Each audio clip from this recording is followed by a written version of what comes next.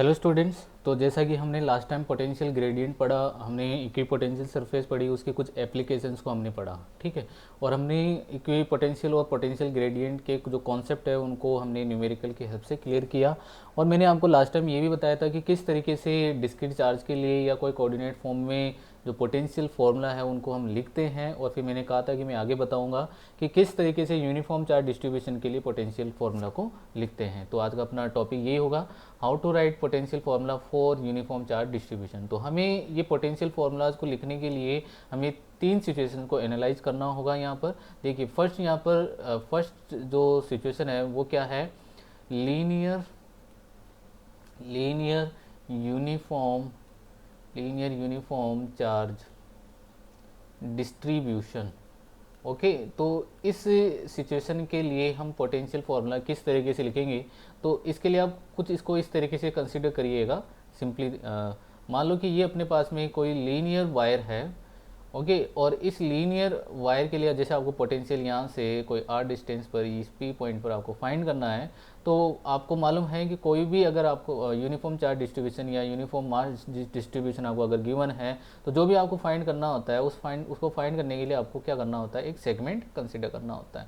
तो मैंने एक सेगमेंट कंसिडर किया ऑफ चार्ज डी क्यू, और इसकी लेंथ जो है वो क्या है, डी एल है। तो सिंपली इसकी वजह से पी पॉइंट पर जो पोटेंशियल होगा इसके लिए, तो वो क्या होगा, डी वी इक्वल टू, मैं क्या लिखूंगा, d q divide 4 pi epsilon naught r लिख दूंगा मैं। ओके, अब आपको इस पूरे के लिए पोटेंशियल फाइंड करना है, तो इसके पूरी वायर के लिए पोटेंशियल फाइंड करने के लिए हमें इसको ऐसे ही ऐसे सेगमेंट से मिलकर बना हुआ जो है मानना पड़ेगा। तो इसके लिए आपको क्या करना होगा कि इसका हमें इन सब को सुपरपोज करवा देना है और फाइनली ऐड कर देना है इन सब के पोटेंशियल को। कहने का मीन्स इनका हमें इंटीग्रेशन कर देना है।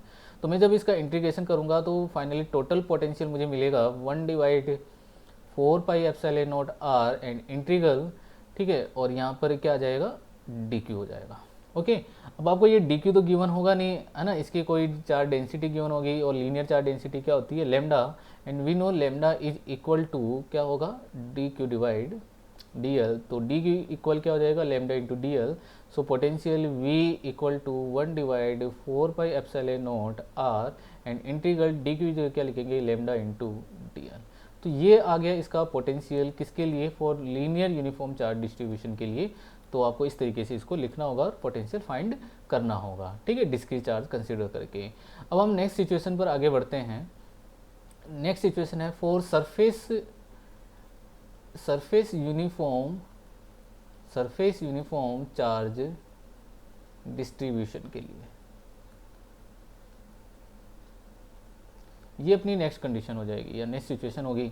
तो मान लो कि ये अपने पास में कोई सरफेस है और इस पर चार्ज जो है यूनिफॉर्मली तरीके से डिस्ट्रीब्यूट है इस पर, ओके। और आपको यहाँ पर पोटेंशियल, मान लो यहाँ पोटेंशियल फाइंड करना है, तो आपको एक डिस्क्रीट चार्ज कंसीडर करना होगा। और वही डिस्क्रीट चार्ज कंसीडर करोगे तो पोटेंशियल आपको क्या लिखोगे आप, v equal 1/4 pi epsilon naught r and integral d Q.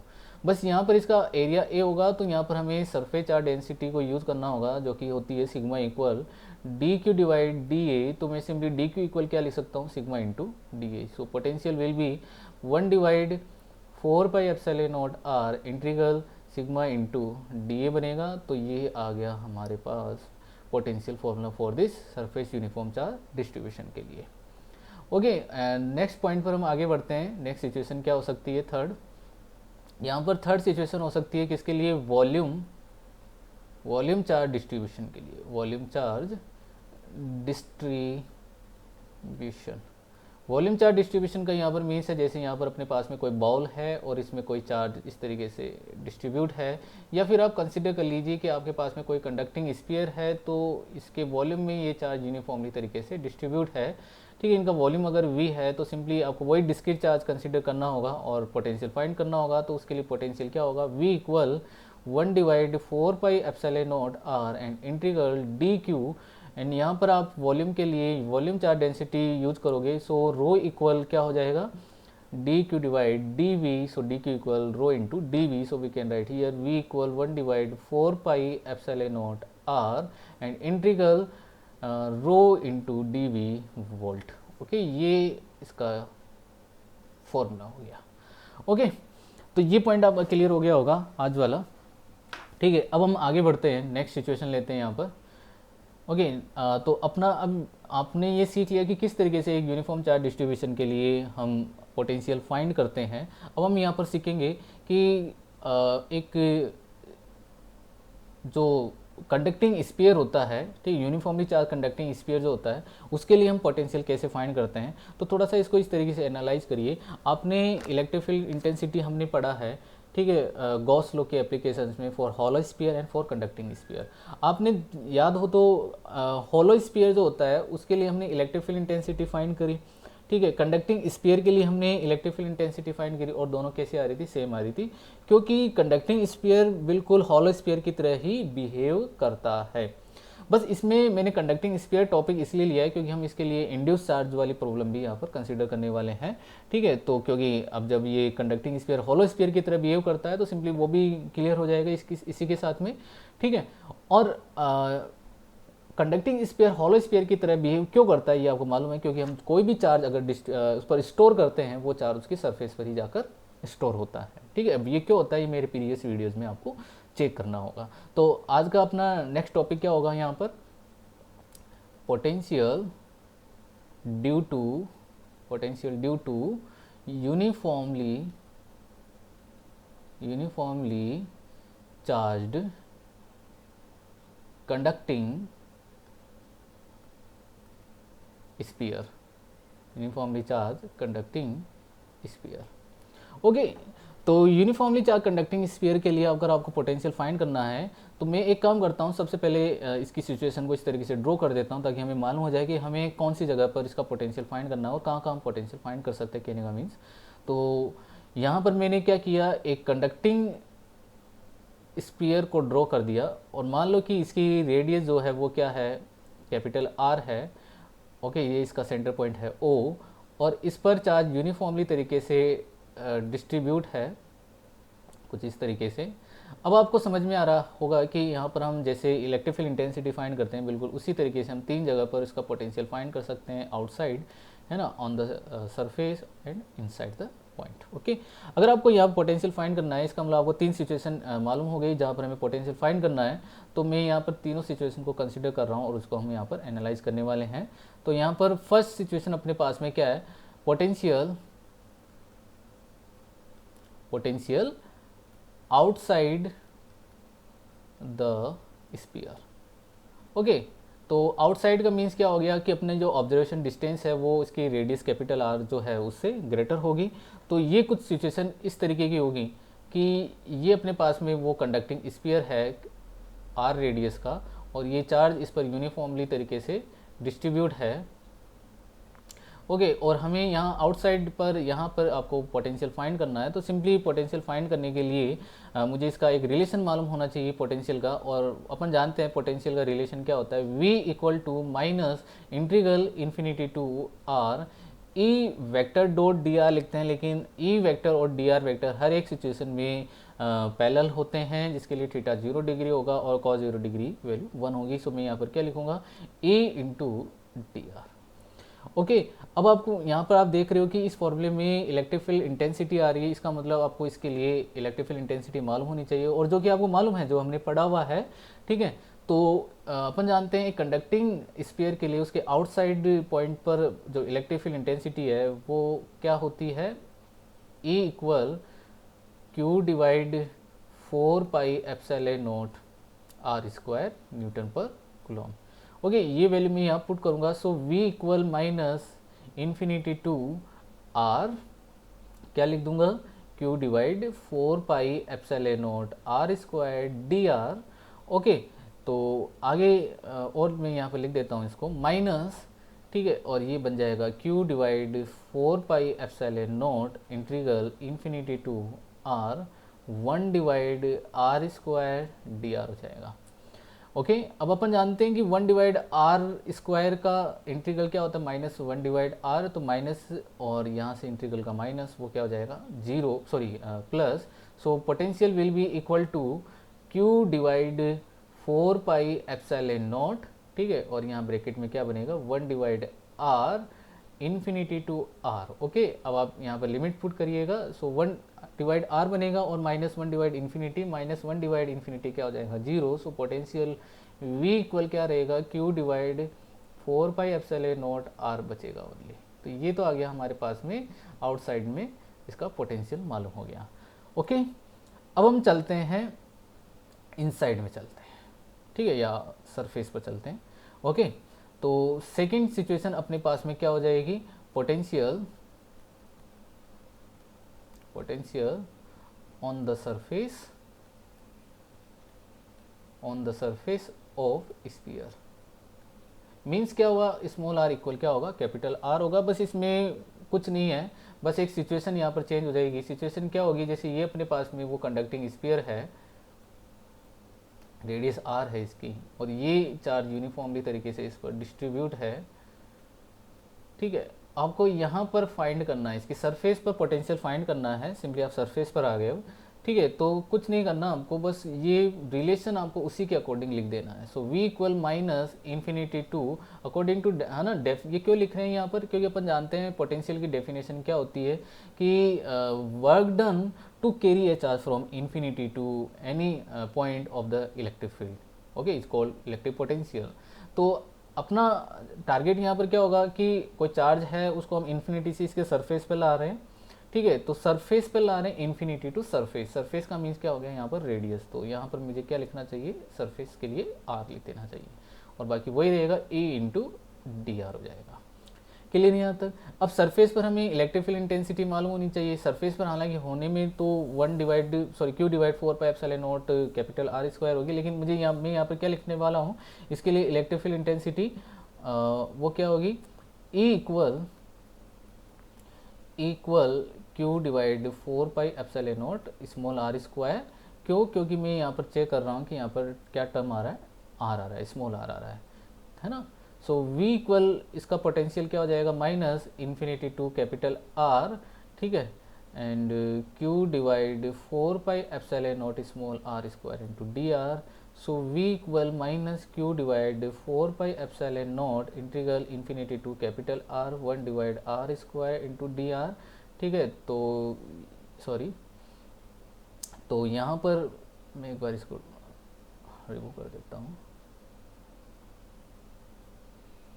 Okay, so 1 divide r square का इंटीग्रल क्या हो जाएगा, -1 डिवाइड आर, और माइनस माइनस फिर से क्या होगा, प्लस हो जाएगा। ओके, सो V इक्वल क्या होगा, Q डिवाइड 4πε0, ठीक है, और यहाँ पर क्या बनेगा 1 divide r infinity to capital r. अब आप लिमिट पुट करिए 1 डिवाइड कैपिटल आर, फिर -1 डिवाइड इन्फिनिटी विल बी 0।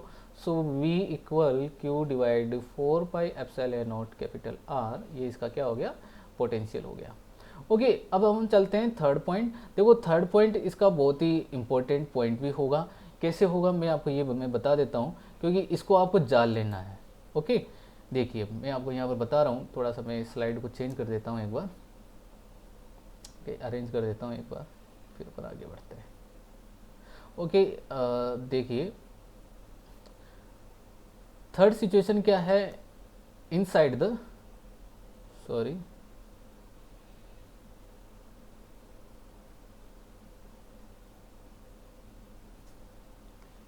एक मिनट,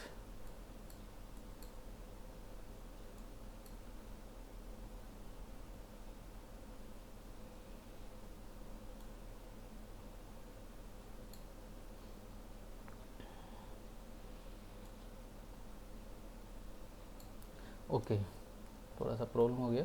देखिए थर्ड सिचुएशन अपने पास में क्या है, पोटेंशियल इनसाइड द स्फीयर। ये बहुत ही इंपॉर्टेंट पॉइंट है। ओके, तो ये आपको देखना ही है, मतलब स्मॉल आर लेस देन क्या हो, कैपिटल आर हो, स्मॉल आर क्या हो, लेस देन कैपिटल आर हो, तब इस सिचुएशन में हम पोटेंशियल कैसे फाइंड करते हैं। देखिए इसको थोड़ा सा इसको हम जनरलाइज करेंगे। मान लो कि ये अपने पास में वो स्फीयर है और इसकी रेडियस क्या है, कैपिटल आर, और ये चार्ज यूनिफॉर्मली तरीके से इसकी सरफेस पर डिस्ट्रीब्यूट है। ओके, और हम चाहते हैं इसके अंदर यहाँ पर पोटेंशियल फाइंड करना P पॉइंट पर। अब बताओ आपको पोटेंशियल फाइंड करना है, सिंपली आप इसके लिए जब अंदर आओगे तो आप क्या करोगे, बोलोगे sir electric field intensity zero है तो पोटेंशियल क्या होना चाहिए, जीरो होना चाहिए। तो एक बात बताइए, इलेक्ट्रिक फील्ड इंटेंसिटी चलिए यहाँ जीरो है, लेकिन यहाँ क्या जीरो है क्या? तो पोटेंशियल की तो डेफिनेशन क्या होती है कि आप चार्ज को इन्फिनिटी से लेकर आते हो। ओके, तो जब आप चार्ज को इन्फिनिटी से लेकर आओगे और यहाँ पर इलेक्ट्रिक फील्ड है तो वर्क होगा, और वर्क होगा तो फिर पोटेंशियल भी होना चाहिए। पोटेंशियल जीरो हो ही नहीं सकता फिर, तो इसका मतलब इसके अंदर पोटेंशियल जीरो नहीं हो सकता। ओके, तो इसका मतलब आपको क्या कर देना है कि आप यहाँ पर क्या चेक कर रहे हो कि वर्क कहाँ से कहाँ तक हो रहा है और कहाँ जीरो हो रहा है। ठीक है, आप उसको एनालाइज करिए। आप चेक करोगे कि जब आप चार्ज को यहाँ से इसके सरफेस तक ला रहे हो तब तो वर्क हो रहा है, लेकिन जब आप सरफेस से इसके अंदर आ जाते हो तब इलेक्ट्रिक फील्ड इंटेंसिटी जीरो हो जाती है, इसलिए उसका वर्क क्या हो जाता है, जीरो हो जाता है। तो यहाँ से यहाँ तक ही ये वर्क होगा। तो मैं इसके पोटेंशियल को दो पार्ट्स में इसको डिवाइड करके यहाँ पर लिख रहा हूँ। सो v इक्वल माइनस इन्फिनिटी से हम एक तो आ रहे हैं इसके सरफेस तक E इंटू डी आर, एक हम जाएंगे कहाँ से, इसकी सरफेस से अंदर जाएंगे इनसाइड ऑफ द स्फीयर। ठीक है, और आप चेक कर पा रहे हो कि ये वाली तो सिचुएशन हो गई, यहाँ से इसके अंदर ये वाली सिचुएशन हो गई, और इसके अंदर इलेक्ट्रिक फील्ड इंटेंसिटी क्या है, जीरो। तो मैं यहाँ पर लिख सकता हूँ we know minus integral capital R to small r E into D r will be zero. Why? Because E is zero. Okay, ये तो आपको सिचुएशन मालूम हो गई यहाँ पर। अब हम आगे बढ़ते हैं। देखिए कि इलेक्ट्रिक फील्ड जो है यहाँ बाहर तो प्रेजेंट है, तो फिर इसके लिए हमने पहले ऑलरेडी पोटेंशियल फाइंड किया हुआ है। So we know minus infinity to capital R e d r is equal to क्या था, तो वो q divide 4 pi epsilon naught capital R होगा। तो सिंपली अब आप इसका पोटेंशियल इजीली लिख सकते हो, और वो क्या लिखोगे, V इक्वल है ना, इसकी जगह आप क्या लिखोगे, Q divide 4 pi epsilon not R लिखोगे, और इसके लिए क्या हो गया, जीरो हो गया। ठीक है, तो मैं यहाँ पर क्या लिखूंगा, जीरो। तो फाइनली इसका पोटेंशियल यही मिलेगा आपको। अब आप एक चीज़ है ना, इसको एनालाइज करिए कि आपने ये चेक किया कि इसके सरफेस पर भी यही पोटेंशियल और इसके अंदर आया तब भी यही पोटेंशियल, इसका मतलब इसके सेंटर पर भी यही पोटेंशियल होगा। तो आप ये चेक कर पा रहे हो कि इसके सरफेस से लेकर इसके सेंटर तक पोटेंशियल क्या रहेगा, कांस्टेंट रहेगा। ये भले हॉलो स्फीयर हो या फिर कोई कंडक्टिंग स्फीयर हो। ओके, तो मैं इसको नोट करके मैं इस पॉइंट को लिख सकता हूँ, क्योंकि ये इम्पोर्टेंट पॉइंट हो गया। क्या हो गया, potential will be constant. Okay, constant किसके, हाँ कहाँ से होगा constant, from centre point two surface तक ये पोटेंशियल क्या रहेगा, कांस्टेंट रहेगा। किसके लिए, फॉर हॉलो स्फीयर, बोले वो हॉलो स्फीयर हो या फिर वो क्या हो, कंडक्टिंग स्फीयर हो, क्या हो, कंडक्टिंग स्फीयर हो। इन दोनों के लिए सेंटर से लेकर इसके सरफेस तक पोटेंशियल क्या रहता है, कांस्टेंट रहता है। और इसको जनरलाइज करेंगे एक एप्लीकेशन से, मैं आगे इसका एक न्यूमेरिकल करवाऊंगा। ठीक है, तो उससे इसका और भी कॉन्सेप्ट अच्छी तरीके से क्लियर होने वाला है। तो ये पॉइंट क्लियर हो गया। अब मैं इसको थोड़ा सा ग्राफिकली तरीके से भी समझा रहा हूँ, इसका ग्राफ ड्रॉ कर रहा हूँ, तो वो एक बार आप ग्राफ भी इसका समझ लीजिएगा। तो ये अपने पास में वो कंडक्टिंग स्फीयर है, ठीक है, जिसकी रेडियस जो है वो क्या है, कैपिटल R है, और ये इस पर चार्ज जो है यूनिफॉर्मली तरीके से डिस्ट्रीब्यूट है। ये अपने पास में सिचुएशन है। मैं क्या करता हूँ, ग्राफ ड्रॉ करने के लिए इसके लिए कुछ इसके एक्स एक्सिस और वाई एक्सिस को मैं ड्रॉ कर लेता हूँ। तो ये है अपने लिए एक्स एक्सिस, ये वाई एक्सिस, ये इसका ओरिजिन पॉइंट, एक्स एक्सिस के अलोंग होगा R, वाई एक्सिस के अलोंग होगा पोटेंशियल V। अब अपन जानते हैं कि इसके सेंटर से लेकर इसके सरफेस तक पोटेंशियल क्या है, जो कांस्टेंट। ठीक है, तो ये इसकी सरफेस हो गई। सरफेस के लिए मैंने लिखा R इक्वल कैपिटल R। तो इस सिचुएशन में यहाँ से यहाँ तक पोटेंशियल क्या रहेगा, कांस्टेंट, जीरो नहीं होगा। फिर उसके बाद में आप जानते हो कि इसके लिए पोटेंशियल क्या होने लगता है, डिक्रीज होने लगता है इसके बाद में। तो इसके बाद में पोटेंशियल क्या होगा, डिक्रीज होगा, और इन्फिनिटी पर जाकर क्या हो जाएगा, जीरो हो जाएगा। तो इस तरीके से ये इसका कर्व होगा। ठीक है, अब यहाँ पर हम इसको जनरलाइज करेंगे एक एप्लीकेशन से, एक प्रॉब्लम से। तो मैं यहाँ पर एक न्यूमेरिकल ले रहा हूँ। ठीक है। न्यूमेरिकल क्या है, देखिए क्वेश्चन नंबर फर्स्ट। यहाँ पर मैं ले रहा हूँ कि वही अपने पास में कंडक्टिंग स्फीयर है, क्या है, कंडक्टिंग स्फीयर है, और मैंने कहा कि इस कंडक्टिंग स्फीयर की रेडियस है 5 सेंटीमीटर और इस पर चार्ज डिस्ट्रीब्यूट है 5 माइक्रोकूलम। ओके, तो आपको पोटेंशियल फाइंड करना है, फाइंड पोटेंशियल, आपको क्या फाइंड करना है, पोटेंशियल फाइंड करना है। और देखिए पोटेंशियल फाइंड करना है 8 10 सेंटीमीटर, सेकेंड आपको फाइंड करना है 8 5 सेंटीमीटर, थर्ड आपको फाइंड करना है 8 2.5 सेंटीमीटर। ओके, यहाँ पर आपको पोटेंशियल फाइंड करना है, तो बहुत ही सिंपल सी सिचुएशन है, ठीक है। तो देखिए आपको पोटेंशियल फाइंड करना है, फर्स्ट पॉइंट यहाँ पर हम कंसीडर करते हैं 10 centimetre, 10 centimetre is greater than is 5 centimetre, means r के ये ग्रेटर देन होगा, मतलब आउटसाइड में पोटेंशियल फाइंड कर रहे हो। तो V इक्वल आप k q divide simply r formula use करिए, k 9 into 10⁻9 into q means 5 into 10⁻6 and divide r कितना है 10 सेंटीमीटर मीन्स 10 इंटू 10⁻2 मीटर। ठीक है, तो ये मैं इसको सोल्व करूँगा तो ये -1 बनेगा, ये 5 बनेगा, तो और ये यहाँ पर ये 4 बच जाएगा। ओके, तो 9 इंटू 5 तो ये कितना हो गया 45, सो 45 इंटू 10⁻4 वोल्ट, ये इसका आंसर हो गया। ओके, फर्स्ट सिचुएशन आपको समझ में आ गई। सेकंड सिचुएशन में आपको क्या गिवन है, 5 सेंटीमीटर पर फाइंड करना है जो कि आर के ही इक्वल है, तो means V equal k q divide r, formula k q divide r means 9 into 10⁻9 into q means 5 into 10⁻6 and divide r means 5 centimetre means 5 into 10⁻2 metre. तो ये टर्म यहाँ पर कैंसिल होगा, यहाँ -4 बनेगा, ये कैंसिल होगा, यहाँ 5 बचेगा। सो आंसर होगा 9 इंटू 10⁵ वोल्ट, ये पोटेंशियल आ गया। ओके, अब अपन चलते हैं थर्ड सिचुएशन पर। देखिए थर्ड सिचुएशन क्या है, थर्ड सिचुएशन में आपको फाइंड करना है 2.5 सेंटीमीटर जो कि लेस देन है किससे, कैपिटल आर से। मतलब अब इसके स्पेयर के अंदर आ गए, और स्पेयर के अंदर तो पोटेंशियल क्या रहता है बच्चों, कांस्टेंट रहता है ना। सेंटर से लेके सरफेस तक पोटेंशियल क्या होगा, कांस्टेंट। तो इसका मतलब इसका आंसर क्या रहेगा, 9 इंटू 10⁵ वोल्ट ही इसका क्या होगा, आंसर हो जाएगा। तो ये तो थी ये वाली सिचुएशन। अब हम नेक्स्ट सिचुएशन पर आगे बढ़ते हैं। देखिए मैं एक बार क्वेश्चन को नोट कर देता हूँ, ठीक है, पॉज करके। तो देखिए यहाँ पर अपने पास में नेक्स्ट सिचुएशन है, वो क्या है, नेक्स्ट प्रॉब्लम क्या है, आपको कोई होलो अनचार्ज्ड स्फीयर गिवन है, होलो अनचार्ज स्फीयर है, काहे कि उसकी इनर रेडियस है स्मॉल है और आउटर रेडियस है स्मॉल बी, काहे कि कोई प्लस क्यू चार्ज है, ओके प्लस क्यू चार्ज है, और ये सिचुएटेड है at the centre of cavity, जो उसकी कैविटी होगी उसके सेंटर पर ये चार्ज सिचुएटेड है। काहे कि find potential v r everywhere, मतलब हर एक जगह पर आपको पोटेंशियल जहाँ पर हो सकता है वहाँ पोटेंशियल फाइंड करिए। लेकिन इसमें यहाँ पर साथ में ये भी कहा हुआ है कि इन्फिनिटी पर आपको पोटेंशियल 0 कंसिडर करके चलना है, ठीक है। तो देखिए मैं इस सिचुएशन को कुछ इस तरीके से जनरलाइज करता हूँ। पहले हम इसका क्या करेंगे, डायग्राम इसका ड्रॉ करेंगे ताकि आपको अच्छे से ये समझ में आए। तो देखिए ये अपने पास में है एक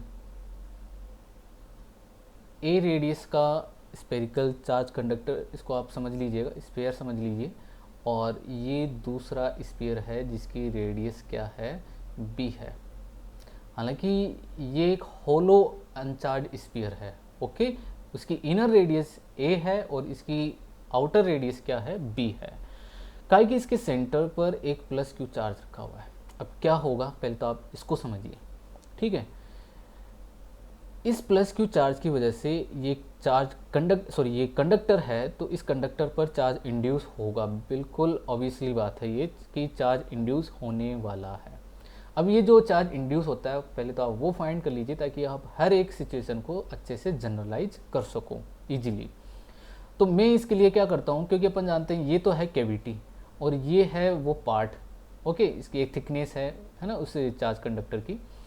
तो यहाँ पर इलेक्ट्रिक फील्ड इंटेंसिटी क्या होगी, 0। तो मैं यहाँ पर एक क्या कर लेता हूँ, एक गॉसियन सरफेस यहाँ पर कंसिडर कर लेता हूँ, ठीक है। अब इस गॉसियन सरफेस में मैंने ये जो इनर सरफेस है इस स्फीयर की, ये पूरा एक स्फीयर है, ठीक है। इसकी जो ये इनर सरफेस है यहाँ पर चार्ज इंड्यूस होगा, मान लो कि वो एक्स चार्ज इंड्यूस हुआ। तो अब इस गॉसियन सरफेस में टोटल चार्ज कितना होगा, तो अभी गॉसियन सरफेस में टोटल चार्ज कितना होगा, Q प्लस एक्स। ओके, तो अब इससे कितना फ्लक्स पास और होगा, तो according to Gauss law Q plus x divide epsilon naught. और अब अपन ये जानते हैं कि इसमें इसके अंदर यहाँ पर जो इलेक्ट्रिक फील्ड इंटेंसिटी है वो क्या होगी, जीरो। तो इसका मतलब फ्लक्स भी क्या होगा, जीरो। तो x इक्वल टू क्या आएगा, माइनस क्यू। इसका मतलब जो चार्ज इंड्यूस होगा वो क्या होगा, माइनस क्यू। और इसके आउटर सरफेस पर कितना चार्ज इंड्यूस होगा, प्लस क्यू। क्यों होगा प्लस क्यू, वो भी मैं आपको समझा देता हूँ। क्योंकि अपन जानते हैं, जैसे मान लो कि ये कोई कंडक्टर है, मैंने यहाँ पर कोई प्लस क्यू चार्ज रखा। अब ये कंडक्टर है, अनचार्ज कंडक्टर है, और उसमें क्वेश्चन में कहा है कि एक होलो अनचार्ज स्फीयर है, लेकिन उसके सेंटर पर कोई चार्ज रखा हुआ है। लेकिन यहाँ पर मान लो कि ये प्लस क्यू चार्ज है और ये अनचार्ज कंडक्टर है। क्या होगा, इसमें कुछ इलेक्ट्रॉन और प्रोटॉन प्रेजेंट होंगे, लेकिन ये न्यूट्रलाइज होगा। तो वो इलेक्ट्रॉन इसकी तरफ क्या हो जाएंगे, अट्रैक्ट होंगे। मान लो वो इलेक्ट्रॉन अट्रैक्ट होकर इधर आ जाएंगे। ओके, तो वो अट्रैक्ट होकर यहाँ से आए होंगे, तो इन्होंने अपनी पोजीशन को यहाँ पर छोड़ा होगा। तो मतलब यहाँ से वो उन्होंने जगह को छोड़ा और उस जगह पर उतना ही पॉजिटिव चार्ज क्रिएट हो जाएगा। क्लियर यहाँ तक। तो इस तरीके से यहाँ पर जितना यहाँ पर नेगेटिव चार्ज इंड्यूस होगा उतना ही यहाँ पर पॉजिटिव चार्ज भी इंड्यूस होगा। तो यहाँ पर माइनस क्यू चार्ज होगा तो यहाँ पर प्लस क्यू चार्ज इंड्यूस हो जाएगा, सिंपली। अब अपन यहाँ पर कुछ सिचुएशन को एनालाइज करेंगे जहाँ पर हमें पोटेंशियल को फाइंड करना है। देखिए, फर्स्ट सिचुएशन में यहाँ पर ले रहा हूँ आउटसाइड के लिए, है ना, जब स्मॉल आर ग्रेटर देन हो क्या, स्मॉल बी यहाँ पर हो। ठीक है, तो इसके लिए यहाँ पर जो पोटेंशियल होगा वो क्या होगा आउटसाइड के लिए। मान लो यहाँ पर आपको पोटेंशियल फाइंड करना है।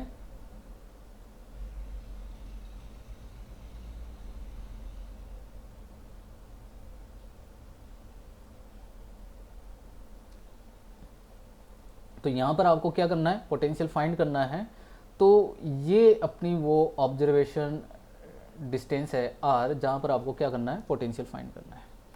तो देखिए, पोटेंशियल के लिए मुझे एक बार सबका पोटेंशियल यहाँ पर लिखना होगा कि किस किस की वजह से आप पोटेंशियल यहाँ पर लिख सकते हो। तो सिंपली देखिए, ये तो एक पॉइंट चार्ज की तरह बिहेव करेगा और ऑब्वियसली ये पॉइंट चार्ज ही है, प्लस क्यू। ठीक है, और इसकी यहाँ से डिस्टेंस r है, तो मैं इसके लिए पोटेंशियल लिखूंगा, क्या लिखूंगा, q divide 4 pi epsilon r। Minus q charge है और ये इसको आप कंडक्टिंग स्फीयर समझिएगा।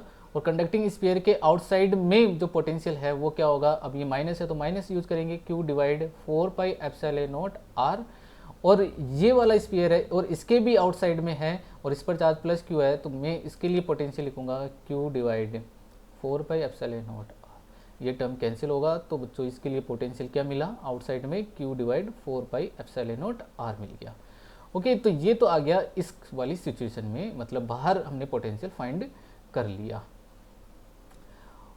ओके, अब हम चलते हैं कहाँ पर, इसके सरफेस पर चलते हैं एक बार। ठीक है, मैं एक बार इसकी सरफेस के लिए भी कर देता हूँ। ठीक है, फिर मैं नेक्स्ट स्लाइड में इसको समझा दूंगा।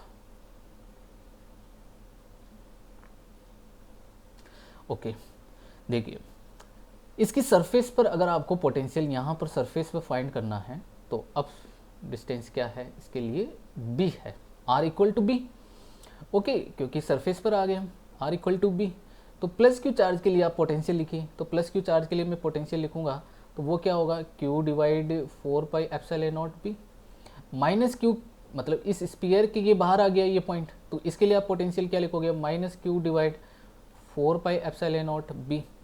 और इस वाले की ये सरफेस पर है ऑब्वियसली, तो इसके लिए मैं पोटेंशियल क्या लिखूंगा, q divide 4 pi epsilon naught B. तो फिर से ये टर्म कैंसिल हो गया, तो पोटेंशियल क्या मिला आपको, q divide 4 pi epsilon naught B मिला।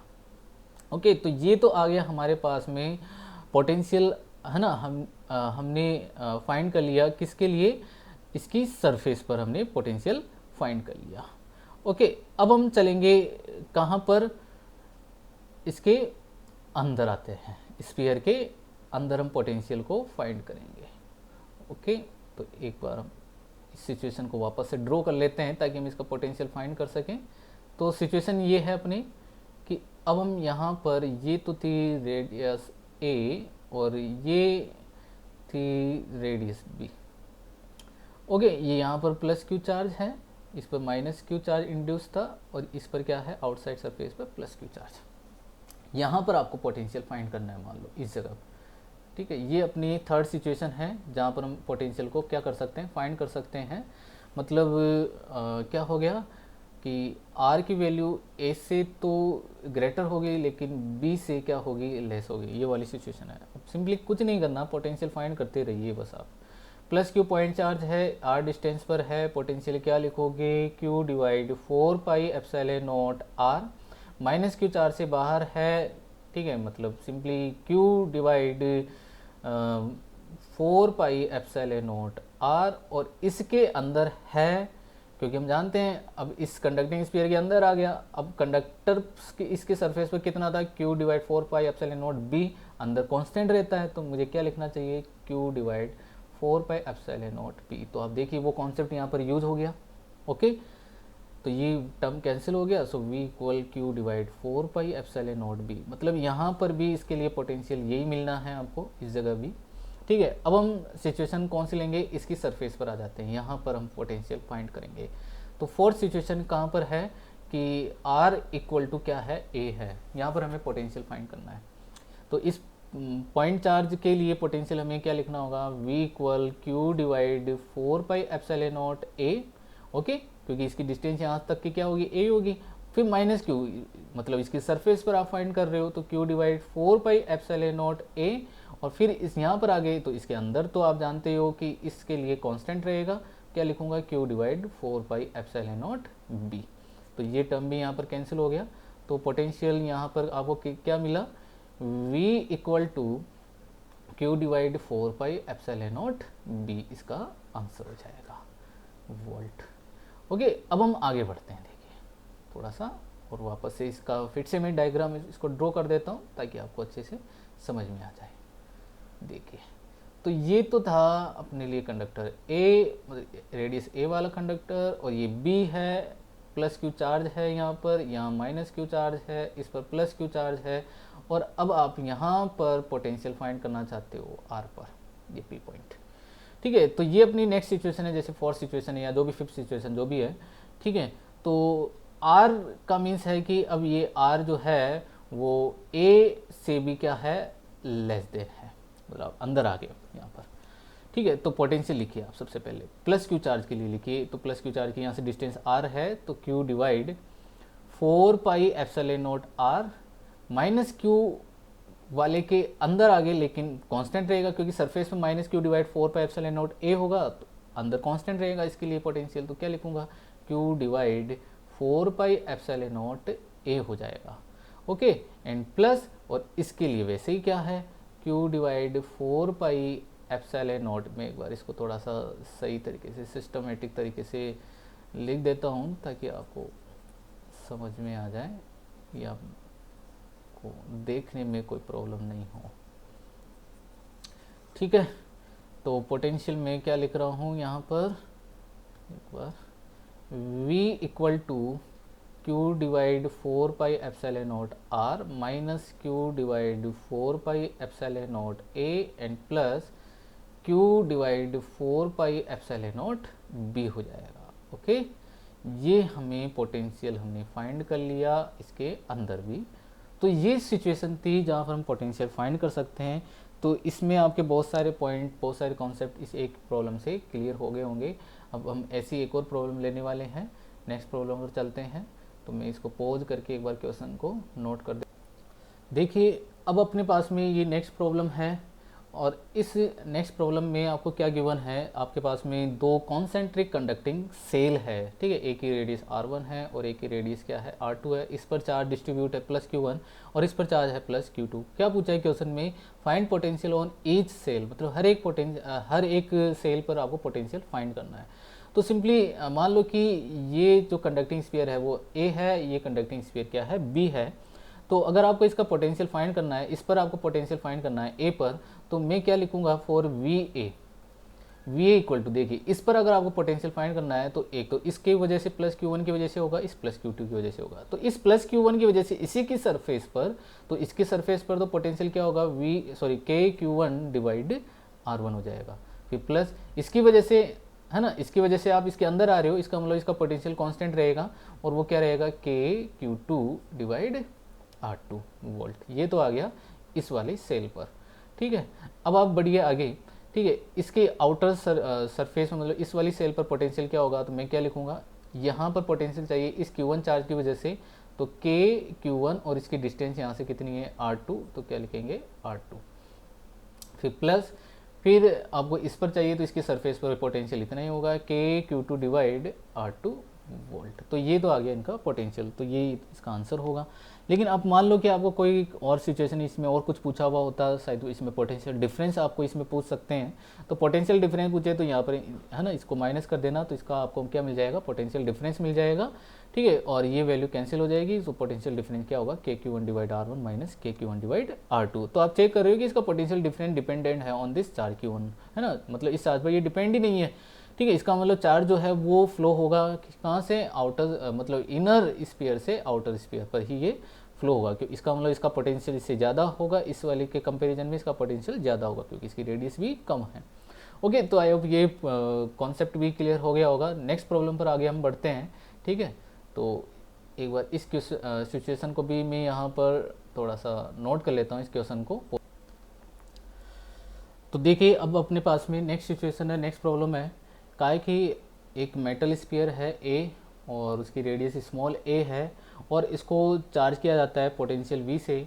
का है कि what will be its potential, इसी स्फीयर का आपको पोटेंशियल फाइंड करना है if it is enclose by a spherical conducting shell. अगर इसको कोई कंडक्टिंग सेल B जो है उसकी रेडियस जो स्मॉल b है उसमें ही एनक्लोज कर दिया जाता है, ठीक है।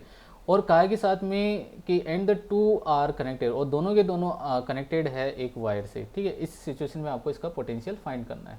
तो सबसे पहले आपको इसकी सिचुएशन को इस तरीके से ड्रॉ कर लेना है ताकि हम इसको समझ सकें इजीली। देखिए सिचुएशन क्या है आपके पास में कि एक तो आपके पास में एक कंडक्टिंग सेल गिवन है जिसकी रेडियस जो है वो क्या है, बी है, ओके, ये आपके पास में गिवन है। और काय की एक मेटल स्फीयर है जो इसकी के अंदर रखा हुआ है और इसकी रेडियस जो है वो क्या है, ए है। ये कंडक्टिंग स्फीयर है ए, मेटल स्फीयर है ए और ये मेटल स्फीयर है बी, ओके। और क्या है कि इसको पोटेंशियल V से इसको चार्ज किया जाता है और इसको कोई वायर की हेल्प से इसको कनेक्ट किया हुआ है दोनों को, और फिर इस पर पोटेंशियल फाइंड करना है। अगर इसको पोटेंशियल V से अगर इसको चार्ज करेंगे तो सिंपली इस पर कोई ना कोई चार्ज तो स्टोर हुआ होगा। तो मैं एक बार इसका चार्ज फाइंड कर लेता हूँ, ठीक है। तो इसका चार्ज क्या होगा, ठीक है। तो मैं यहाँ पर लिखूँगा पोटेंशियल फॉर A, ठीक है, potential of metal sphere, metal sphere, ठीक है। अभी जब इसको वायर से कनेक्ट नहीं किया है ना उस सिचुएशन में, ठीक है, तो जो फर्स्ट स्टेटमेंट था उसी के अकॉर्डिंग, क्योंकि मैं यहाँ पर ये क्यों कर रहा हूँ, पहले आप देखो इसको जनरलाइज करिए, इसका एनालाइज करिए एक बार कि जब इसको चार्ज मतलब इसको कनेक्ट नहीं किया था या इसकी स्पेयर के अंदर नहीं रखा था तब इसको चार्ज किया हुआ था पोटेंशियल V से, तो इस पर कुछ चार्ज आया होगा। अब इसके अंदर रख दिया इसकी स्पेयर के अंदर और कनेक्ट कर दिया, तो क्या होगा, कनेक्ट करने से इस पर जो चार्ज होगा, ठीक है, वो सिंपली इसकी थ्रू वायर के थ्रू इस पर, है ना, रिसाइड होगा। और रिसाइड होगा तो इस पर उतना ही चार्ज रिसाइड होगा, है ना, तब तक ये चार्ज रिसाइड होगा जब तक कि दोनों का पोटेंशियल सेम नहीं हो जाए। इसका मतलब VB और VA क्या होगा, इक्वल होगा। कहने का मीन्स ये है कि अगर आपको इसका पोटेंशियल फाइंड करना है ये कनेक्ट करने के बाद में, वायर कनेक्ट करने के बाद में, तो पहले आप इसका पोटेंशियल यहाँ पर फाइंड कर लीजिए। तो ये ऑब्वियसली इसके इक्वल होगा, तो आप VA इजीली फाइंड कर सकते हो, मतलब इसका पोटेंशियल इजीली फाइंड कर सकते हो। लेकिन मुझे इसका पोटेंशियल फाइंड करने के लिए मुझे चार्ज की नीड होगी, और वो चार्ज रिसाइड हुआ है कहाँ से, यहाँ से, तो मुझे इसके लिए इसका चार्ज फाइंड करना होगा। इसलिए मैं यहाँ पर लिख रहा हूँ कि इसका जो चार्ज है वो हमें फाइंड करना होगा, इसलिए मैंने यहाँ पर लिखा पोटेंशियल ऑफ मेटल स्फीयर। और ये पोटेंशियल कितना गिवन था, V, और क्या होगा, Q divide 4 pi epsilon naught A। तो सिंपली Q इक्वल कितना आ गया, V into 4 pi epsilon naught A, इसका क्या आ गया, चार्ज आ गया। अब हम पोटेंशियल लिख सकते हैं B के लिए, so potential at B and that will be VB equal to Q divide 4 pi epsilon naught B हो जाएगा, ओके। तो ये इसका पोटेंशियल होगा। So VB equal to Q की वैल्यू पुट करिए, V into 4 pi epsilon naught A divide 4 pi epsilon naught B। तो ये 4 पाई एप्सिलॉन नॉट यहाँ कैंसिल होगा, सो वी भी बताइए क्या बच गया यहाँ से, a divide b into v यहाँ पर बच गया। तो इस वाले पर इस स्फीयर पर कितना पोटेंशियल मिल गया आपको, है ना, इसका पोटेंशियल कितना आ गया, a divide b into v इसका पोटेंशियल मिल गया। अब अपन जानते हैं कि वायर से कनेक्ट करने के बाद में चार्ज रिसाइड होगा, लेकिन ये रिसाइड कब तक होगा, जब तक कि दोनों का पोटेंशियल सेम नहीं हो जाए, मीन्स VA और VB इक्वल नहीं हो जाए। और क्वेश्चन में क्या पूछा है, इसका पोटेंशियल पूछा है, तो simply VA will be equal to A divide B into V इसका पोटेंशियल होगा। तो ये कुछ प्रॉब्लम्स थी कंडक्टिंग स्फीयर के लिए, तो ये सब आपको क्लियर हो गया होगा। इन प्रॉब्लम्स की हेल्प से हमने जो पोटेंशियल का जो कॉन्सेप्ट है for charge uniformly charge conducting sphere, ये आपका क्लियर हो गया होगा, ठीक है। तो और मैंने आपको बहुत अच्छी अच्छी डिफरेंट प्रॉब्लम से ये क्लियर करवाया है। हम और भी कुछ प्रॉब्लम्स यहाँ पर कर सकते हैं, आगे हम करेंगे, ठीक है, जब हम पढ़ेंगे कॉन्सेंट्रिक प्रॉब्लम्स पढ़ेंगे, कॉन्सेंट्रिक स्फीयर वाली प्रॉब्लम्स पढ़ेंगे। लेकिन मैं एक बात यहाँ पर ये समझाना चाहता हूँ कि अगर आगे वाली प्रॉब्लम्स को भी अगर आपको समझना है, जैसे अभी कॉन्सेंट्रिक प्रॉब्लम आई जहाँ पर आपको चार्ज इंड्यूस चार्ज की प्रॉब्लम यहाँ पर क्रिएट हो गई, तो मैंने इसीलिए मेरे प्रीवियस वीडियोज़ में जो जहाँ पर इलेक्ट्रिक फील्ड इंटेंसिटी मैंने करवाया है, वहाँ पर मैंने अलग अलग इंड्यूस चार्ज वाले टॉपिक लिए, जैसे continuous charge distribution on parallel plates पर बहुत सारे पैरेलल प्लेट्स होती है, तो उस पर हम चार्ज कैसे फाइंड कर पाते हैं, इंड्यूस चार्ज को कैसे फाइंड कर पाते हैं। या आपके पास में प्रॉब्लम हो कॉन्सेंट्रिक सेल वाली प्रॉब्लम हो, तब आप उन पर कैसे चार्ज फाइंड कर सकते हो, इसके लिए मैंने टॉपिक करवाया charge distribution of concentric shell, charge distribution on parallel plates, ठीक है। तो आपको इन लेक्चर्स को जरूर देखना चाहिए और फिर आपको ये प्रॉब्लम्स करनी चाहिए आगे पोटेंशियल के लिए, ताकि आप आगे अच्छा आपका जो कॉन्सेप्ट है स्ट्रॉन्ग हो सके। फिर अपन कैपेसिटेंस वाली प्रॉब्लम लेंगे, तो ये वाली प्रॉब्लम्स तो आपके लिए फिर बहुत ईजी हो जाएगी। अगर ये कहने का मीन्स अगर ये आपको क्लियर है तो जो कैपेसिटेंस वाली जो प्रॉब्लम है वो बहुत इजीली क्लियर हो जाएगी, मतलब कहीं आगे प्रॉब्लम नहीं आने वाली है। यहाँ पर मतलब आपने बहुत अच्छा कॉन्सेप्ट जो है, मतलब जो इनकी समरी है वो आपने सीख ली है, ठीक है। अब आप मेरे को मालूम है अब आपको कोई प्रॉब्लम नहीं आने वाली है आगे। तो आज हम इतना ही पढ़ेंगे, ठीक है। तो आज के लिए इतना ही, थैंक यू।